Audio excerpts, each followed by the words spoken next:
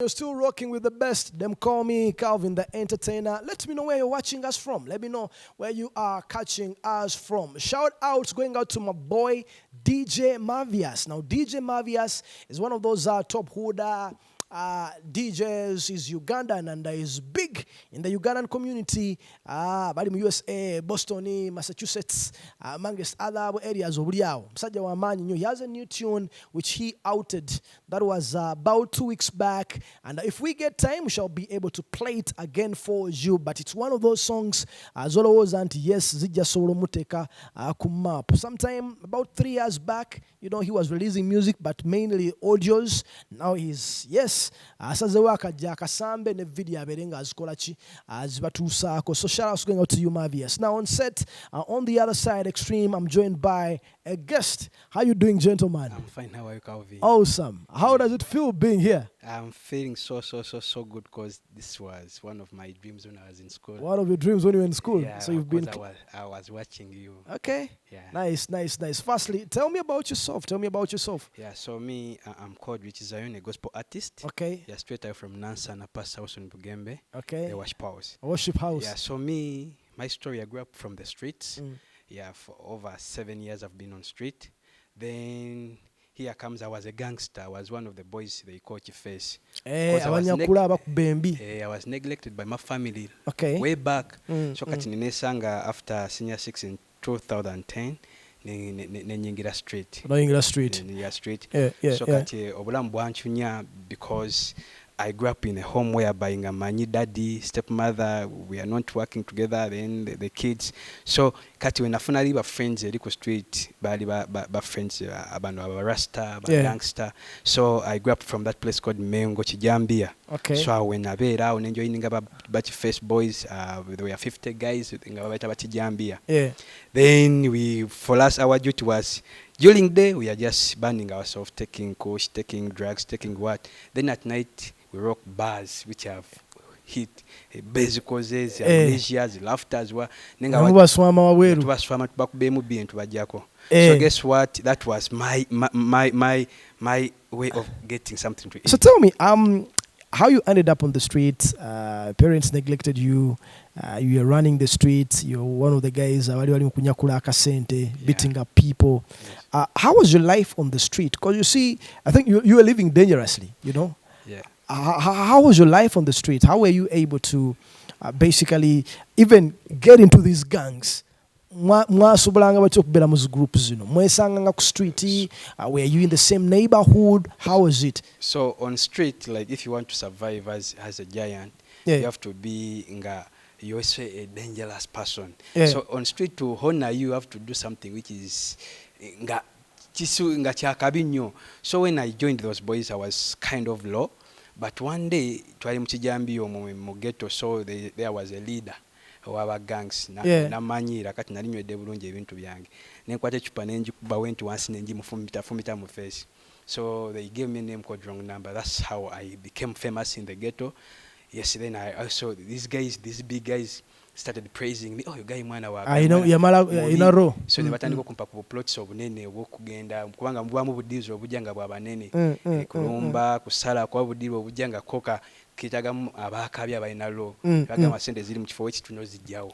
Deal kiji wakubera yesinga okubera enchamu ennyo. One of the deadliest deals you've ever done on the street while you were still living dangerously. Yeah.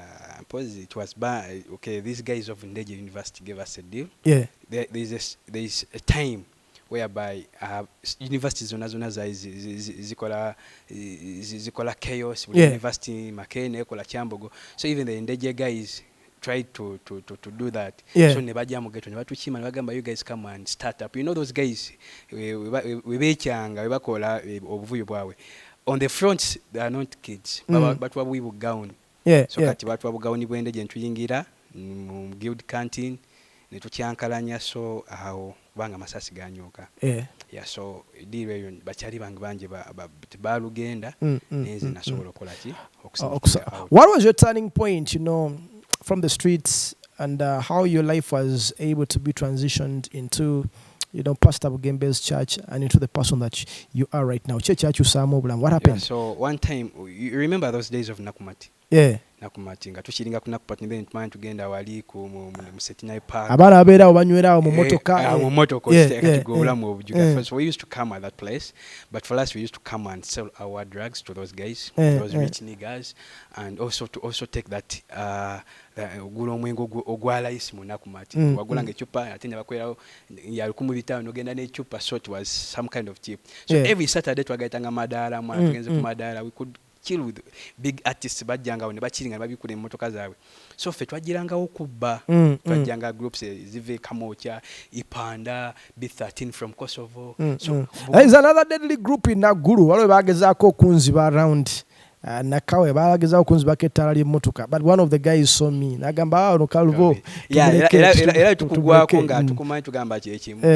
So kati we used to come that place to okubbirawo n'okubalirawo buddiru bwaffe. Juka yalinga Saturday nga tumala okukyachukira then tuyingira lafters yali ku barbecue. So kati one day we stole, so tubanga mu bubinja kati ngola yabagayi be Nakawa ab'Entebe Ipanda abe Kosovo B13 abe Nansana ko Kibuloka. So but when we gather around, you can spot out. People can spot you out there. You cannot nobody babbi beka wembe bano kati fe twemanyanga groups zabanga nyingi. So nenga twayine take anti Calvin, when we see you when you've stolen a phone, nemanga sini mu group yonga, I've seen you snitching out a phone or something. Immediately I become also in the deal. So me, I was standing because I have a name. I was called wrong number.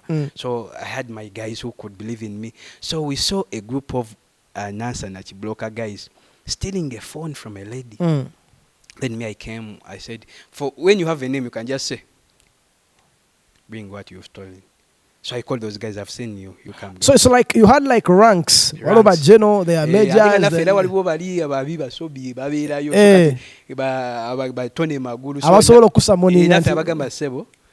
Yes. So kati ku street ranks ezo zikola nnyo bango bomanyo yakubeji era ogene obogenzo emengo nogamba oli era bagamba yo dogo wrong number we mengo mwana oyo mubi akube muno tumira so kati ffe twaberanga awo kati nenda abakyali nga babbe esimu okuva ku mukazi then nemba ita then tune kati when we steal those phones ni walo ne banyo bakyali bakali smart guys, they come to buy phones, stolen phones. Twabaitanga promoters. For him, his duty is to come around and buy those stolen phones. And buy the stolen phones. Now, what I need to understand, because we have limited time. Yes. Gwasobola otyo okuva ku bbala no malizango oli kuchi? Muchachi. Oli muchachi. Esimu jenalaba nga babba. Then jenajjako so twagabana, so we share nabala banembaita nenga tewali we yali agigula, so ntandika okugikayanira anse nenda mu memory card yali 16 GB nenjitwala. Then nange nenzibe ebyange, then edde past ne tugenda mu geto kumacha. It was 2016, you remember that year the Pope was coming to Uganda and it was even having elections, presidential elections. So nenteka memory card yange kati mwalimu oluyimba lwa Pastor Justin Nabosa, it's called Oli Katonda. So in that song lwatandika myamwe reggae fan, lwatandika n'ogwo mulere nenyumirwa ku memory card nga sinagitunda nga kumanya kiriko. So mulimu oluyimba yagamba nti ndigamba abaana bange era bali kuyita Katonda. From that immediate time when nawulira ekigambo ekyo nempwede boze ningamba, what will you ever tell your kids? So I stayed with that memory card just because of that song for one month. I'm listening to that. Ndigamba bana bangera bali kuyita Katonda. So I had a voice telling me, what will you tell your kids? Nempye there was igamba genda ko mu church. She wali naimanya basumba babiri. Pastor Robert Kayanja and Pastor Bugembe. Ne Judith babiri. So kati nayo mutima gwangu gwagenda ba Pastor Bugembe. Ningamba nali wanted nga banyonya ebinye bya papa ajja banyonya buli mubbi omunene bamuggalira bakyali batanso baggalira batunonya batutimbye nga sina mirembe. So olimbo ne room force ngogenda mu church kati nagenda kwa Pastor Bugembe saba ko just neyo kuva we nagenda ku church sivanga uka church. Wow, interesting. All right, let's first play your video. When we get back, you'll be giving us the last bit of your story as we proceed. What's the title of this song? My first song was called Salvation. Salvation. It was one of the biggest jam which introduced me to the gospel music, and it was shot by Ackermans. It was a nice song.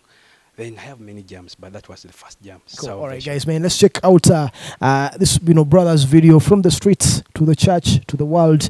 When we get back, he shares more on Jam 101. Richie Zion, Radio Sweet Connection. Zayas, them will get some mango. Accept Jesus, my brother, my sister. Salvation.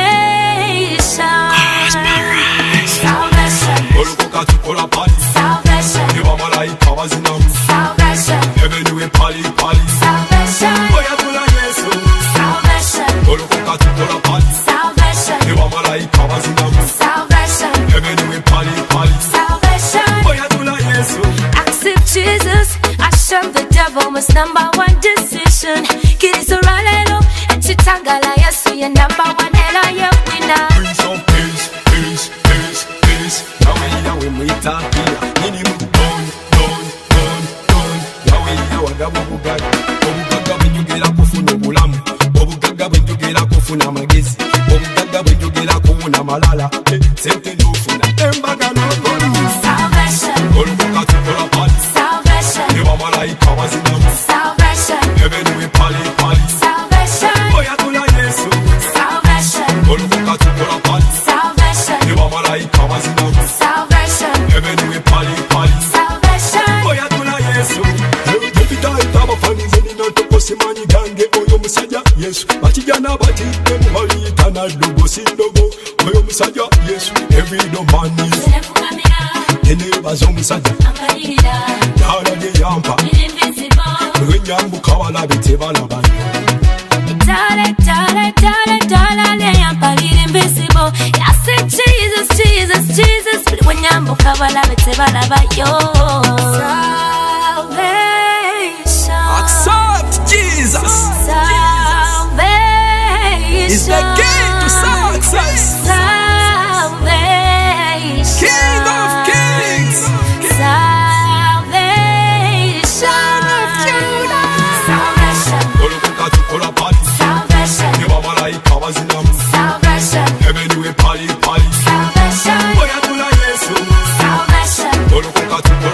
Salvation. You are my life, powers in them. Salvation. Heaven, we pali, pali. Salvation. Boy, I do like yes. Alikusanga ntina ngozi ngozi kalina bakubuza ologera wabagambe Yesu ewamwe bakugobayo kati ne bakukubira basonyiwe era bagambe Yesu ebikwano jakutukako kati ye wenja kyekini era gigambe Yesu. Prince of peace, peace, peace, peace. Yahweh muyita hila nyini mu don. Yahweh gabo bugaga. Obugaga bwenjogera kufuna obulamu. Obugaga bwenjogera kufuna amagezi. Obugaga bwenjogera kuwona amalala.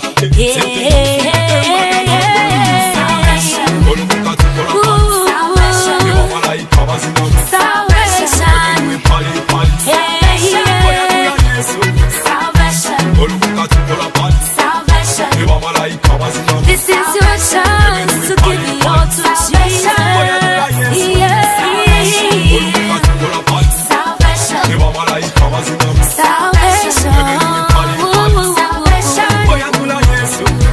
Nice, you're welcome back, man. We're still rocking with Jam 101. It's Calvin the Entertainer. Today, I'm having an interesting guest. His story is quite interesting and inspiring. Eriawo bagaya bachali kubala, oliayo chali nyugunya, abantu batwala speed. Kubiza speed kanana, bibiri kinana ku street. Alwa abana abali bakoleranga ku nsambi awo. Oreggulo. Abakolera ku round nsambi abakuba abantu embi nga ku MCA. Eranga ni motoka bagira ne basikama. Waliwo yansikako Blackberry yange biri nga ndi mu motoka abiri ebiri yo nengisibula Sorry. Yes. So you're now doing music. How did you find yourself doing music? Your time in church, who spotted you that you can actually sing, that you could actually even release videos, music? Where did the inspiration all come from? Actually, in the ghetto, I used to move those guys back to life guys. The Zabafana and the Moses. I was a songwriter. I could write music. So when I came to church, the only place I could feel good and free was the choir. ngobaletera n'ebyabakabi kuba bafana muri wa muddo nnyo muri wa muddo ne kana akantu so nengenda mu kwaya so kati olulwimba lugamba nti salvation bolokoka tukola pati salvation ebamalayika bazinamu salvation heaven we pali salvation kati ebyo ebigambo nasooka owulira mu kyaki abalokole bagamba obolokoka tugamba bwolokoka mu ggulu wabeerayo ki pati so nabikolamu oluyimba ne lukuba so kati lwakuba nentandikawo music journey pastor Bugembe nanyaniriza pastor Kaywane pastors ne bankima ne Big Sam nanchaza ku UBC gospel hype na sharing a story yange so because of that song moved viral by Judith ne banchaza so ne kubanga nze nali music I used to write music kati nembanga buli rimba we naleta ngeri mu gospel lwakubanga so ntandika okuwandika kati we nawulira eddoboozi lingamba ddayo obulire enjiri mu ghetto so nentandika obulire enjiri mu ghetto era abaana batandika olokoka saawa zino Calvin ewange go home nina ministry bagita Gospel Rise Islam Ministries nina abaana 10. That's good to hear. That's good to hear. Right now. What message would you give? You have to wrap up, this interview. But what message would you give a young man, young woman out there, ali kubala, ense mukutte, tamanchiddako, achakulu bwanyugunya, because you see, you're a living testimony or example that God can turn your life around, and do good and even support others who are in need, Ate nekira nakala kenyizo yisawo abaana basinga bava ku street bategera ekintu bayita fashion and style. Look at this brother right here, yeah? Drippy all the way. Toyina kyomulimba from kuva once paka waggulu. But that's a plus. I've seen most of the boys who tell me that man is on Cook Street, but tegera chibaita okwambala ekikumba ekikumba kiri mu site olina kyomulimba so tukimanyi gye tukijja ku sente ntono so kifunayo ku sente ntono tebankubye nnyo kitegeera so tell me so nze omuntu ali eyo gwe nina la program eno so kyenyiza okugamba nti no ekiseera kyomala ng'onywa njaga ng'obba nga okola ebyo oba okimaze bumazi egyo emyaka gy'oli mu kulyamu amayirungi mira you are just wasting your time. The only thing you can do, you can turn to Christ, because me, ever since I gave my life to Christ, my life has changed. I've got international friends, I've got big people I've been dreaming to touch, to see. So the only thing is oyinza okuba oli mukatuliki, go back to church. Munzikiriza yonna naye nga Christ, Jesus is the way, truth and the way. So you can just turn to Christ. Because me, I have nothing I can tell you. I just gave my life to Christ. Then things started changing little by little. And secondly, Calvin, right now, I'm asking people for food. Yes, me, I have 100 kids in my home. But yes, I've been getting food. But nga Calvin okimacho representer bakyali basoma nabo bagamba Calvin mwana twakulanga nawe so kati bali bo webandaba wano bagamba nti wakikuba watwerabira. So I've started up and like it's going to be an online concert nga bagise feed the ghetto kids with the Richie Zion. So ngenda nsaba abantu emmere sigisala kati giteeka wange kubana 10 benina njagala gitwala muki Mugeto. So 25th July, I'm collecting food. It's going to be an online concert on my page, Richie Zion.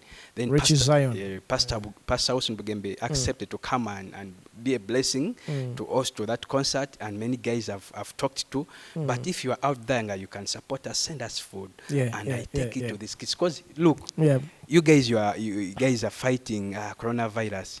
Nenze nina bakyali bangi abasuka mu 10 gabankubide simu ngamba mwana Rasta yakakoze nyimuga ate Rasta yabadde ki nti abadde amaze nnako nga 5 nga tayane nga teyeyo cha so ba guys banje eninga tanya kyakola jukira drugs like street njiraba nkalu teriko ba drugs tali agina londa kichupa obutale tebukyakula buntu genda ofune kubanga twagenda mu butale ne tweyiya so kati abaana abo bali mu kufiira mu jukira yenjaga oba olidde. Let me ask a question as we wrap up this interview.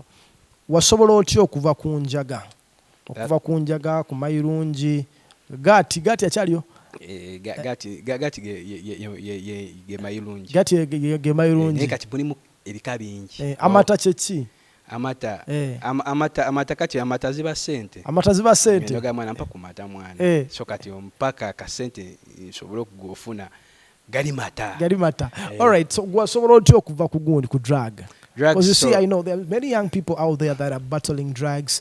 Some of them batandika mpola before they know it, they can't control it anymore. How were you able? Maybe your story could help someone out there to get better. Ndoze ekyanyamba Calvin ekisooka nakkiriza Yesu nendokoka. N'ekyanyamba nti nava mu bifo bye nali mbeeramu n'esooka n'entamu ku mikwano egyagikola ebintu ebyo neneewa nnyo kyaki. So naleka giri emikwano. So like, yes, I gave my life to Christ and Jesus helped me out of that. Nekirala ekyasinga okunyamba kuleka nze kati nali sima nti wali ekifo ekirungi ekisinga Mmengo mu bulamu bwange. Era nga ffe abaana b'Emmengo bafana buli watukona abaana b'Emmengo nga tuulya naye nava Emmengo kati ngenda mu myaka 5. Ndi Nansana gye nali nsinga okuzaalawa n'okujerega. Naye nti emikwano gye nasanga e Nansana gyo gyagimanyi Yesu. So kyusaamu emikwano oba nga obadde ogenda nnyo mu ghetto. Ewale ghetto then ekirala kiriza Yesu. Okay, there you go, man. Thank you so much for coming around. I wish you the very best with in your musical endeavors, and keep supporting. Like you've heard, man, he's running an initiative. He's going to be having an online concert. Gospel Arise. The ministry is called Gospel Arise Slums Ministries. Okay. So this outreach is called Feed the Ghetto Kids with Richie Zion. Nice. Thank you so much, Richie Zion. Any final remarks? Yeah, because I have a new song called Mazina Maziga. Yeah. So I'll feel good when you play it. It's called video. The video Mazina Maziga. Yeah. Life is all about two things. Yeah.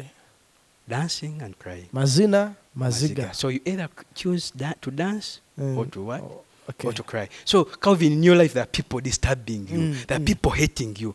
But you either choose to think about these bad friends who don't like you, or you either think about these people who say, Calvin, you're the wakabi. So me, I chose dancing. I chose this, good, positive energy, positive vibes. Yeah. So that song is well equipped by the message. It's youthful. It's a dancehall song. Yeah. So you'll love it. And that's the song which is wrapping up today's show. Thank you so much for plugging in. We touch base next time, same channel. It's been truly Calvin the Entertainer. Peace and love out of here. Bless up.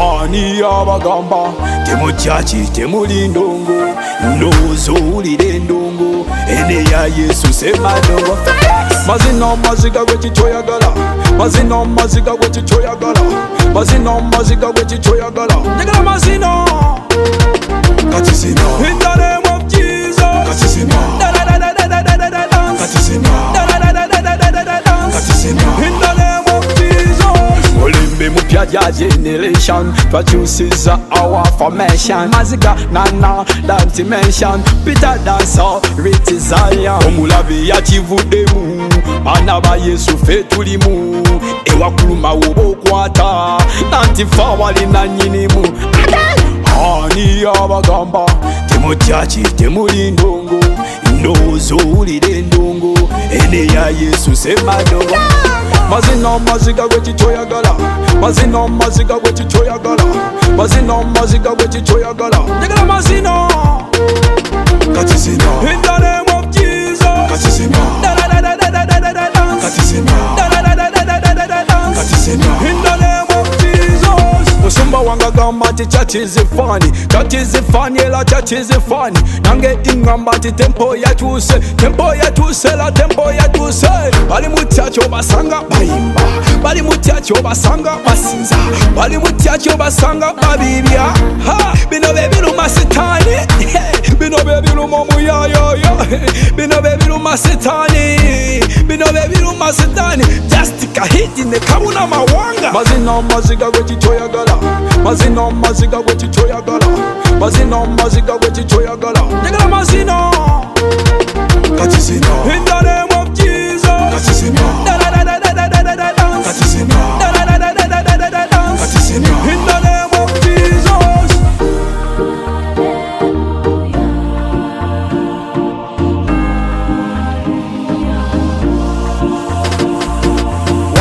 wipe on kati nzize gospel music on the top dance kati zivuge Daudi kutu kazi kutuke ekanamba Yesu ye namba hey tofesa nyenya yes Christ yange era ye beta hey sabadandali Richie Gasparis ani abagamba temutyachi temuli ndongo ndozo ulire ndongo ene ya Yesu sema ndongo mazina maziga gwetichoyagala mazina maziga gwetichoyagala mazina maziga gwetichoyagala ndegala mazina Katizina in the name of Jesus Katizina Katizina Katizina in the name of Jesus